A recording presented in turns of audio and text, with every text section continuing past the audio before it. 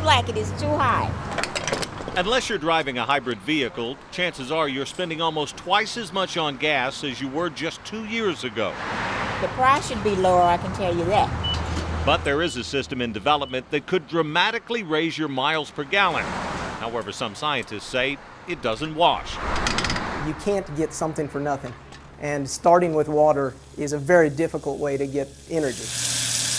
It sounds almost futuristic, taking water from your faucet, putting it into a device under your car's hood, and driving away. We tested several vehicles in New Jersey last month, and the numbers were like fiction, 80 miles per gallon with a 4-cylinder Honda, 80 miles per gallon with 4-cylinder Ford Focus. That device is a hydrogen generator.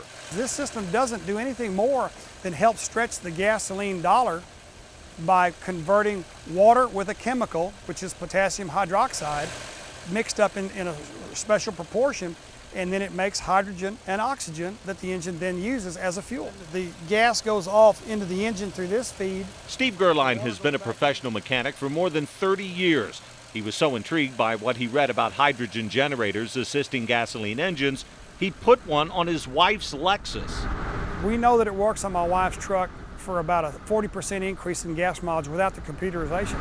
Gerline says the Lexus, running on super unleaded, gets about 14 miles per gallon. With the hydrogen generator running, about 19.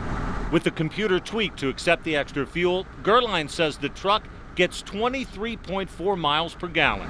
The technology to produce hydrogen gas is actually about 100 years old. Through electrolysis, you separate the two molecules of hydrogen from the one molecule of oxygen in H2O, water.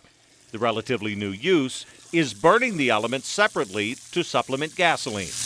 The work that I do is concentrating on hydrogen use in more traditional engines like we drive every day. Dr. Charlie Roberts with the Southwest Research Institute has been working on hydrogen as a fuel for years.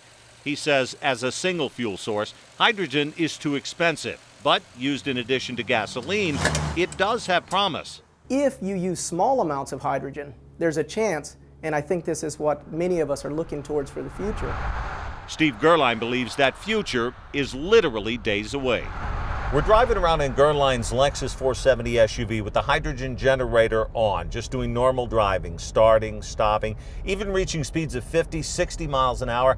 I can't tell any difference in the way the engine's run.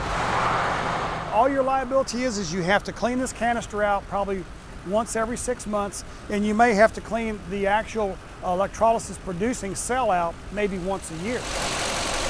You also have to add very inexpensive chemicals with the water to create the hydrogen gas. There are plans for hydrogen generators all over the internet. Gerline says 98% of them, though, won't produce enough hydrogen to help much. And none of them come with a computer to help today's cars read and understand the additional source of fuel, except the one he's researching, which is why it costs $1,500 to buy and have installed.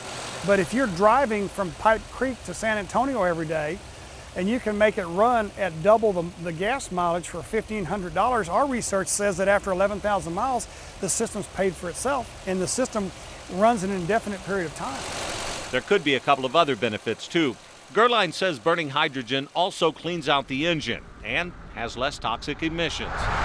Robert says that is possible, but it's also possible it could burn worse. And as far as Gerline's miles per gallon claims, today, just putting a device onto the engine without changing the engine in a more drastic way, about 5% fuel economy improvement is the best that I would expect. My mom and daddy told me when I was a kid, if something was too good to be true, don't believe it. Yeah, but you know what? Americans won World War II with people that invented things as they needed them at that time. We've been to the moon, we've been in the space race leaders for years. Our aircraft are the best there is because Americans will find a way around a bad situation. And there's a lot of folks working on this right now, and somebody's going to pop the right unit out into the populace to do exactly what we're talking about today.